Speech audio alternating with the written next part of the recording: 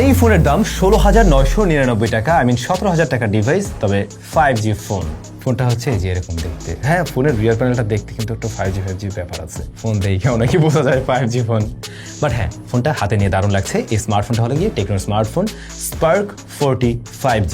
5G শুনে লাভ দিয়েন না ভাই, কমতে তো জায়গা আছে, বেশ কয়েকটা আগে শুনেন। স্মার্টফোনটা ফার্স্ট অফ অল এই সেগমেন্টের বোধহয় প্রথম 5G ডিভাইস, এবং এটাতে মিডিয়াটেক ডাইমেনসিটি 6400 5G চিপটা রয়েছে।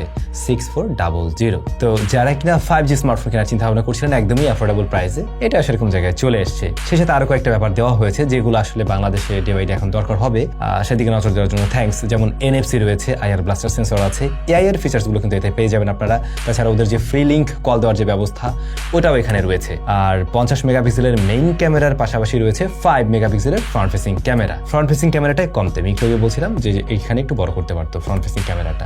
র্যাম আছে 4GB, যেটা আসলে 17,000 টাকা প্রাইস ব্র্যাকেটে অবশ্যই আমার কাছে কম লেগেছে। তাছাড়া এই স্মার্টফোনের যে ডিসপ্লেতে এসে আমরা দেখতে পাই HD+ রেজুলেশনের একটা প্যানেল রয়েছে। হ্যাঁ, ডিসপ্লেটা অনেক বড় সড়ো, বেশ কালারফুল, ভাইব্রেন্ট কালার দেয়, তবে HD+ এর ব্যাপারটাতে কমতি থেকেই যায়। সেই সাথে ওয়াটার ড্রপ নচ রয়েছে একটা, আর প্রসাই দেওয়ার ট্রাই করছে 120 হার্টজ দিয়ে, বাট এটা তো এখন সবাই দেয়। এখানে টেকনো হয় ফুল HD+ অথবা পাঁচল কাটার দিয়ে নিয়ে আসলে কমপ্লেন করার মতো জায়গা আসলে থাকতো না হয়তোবা।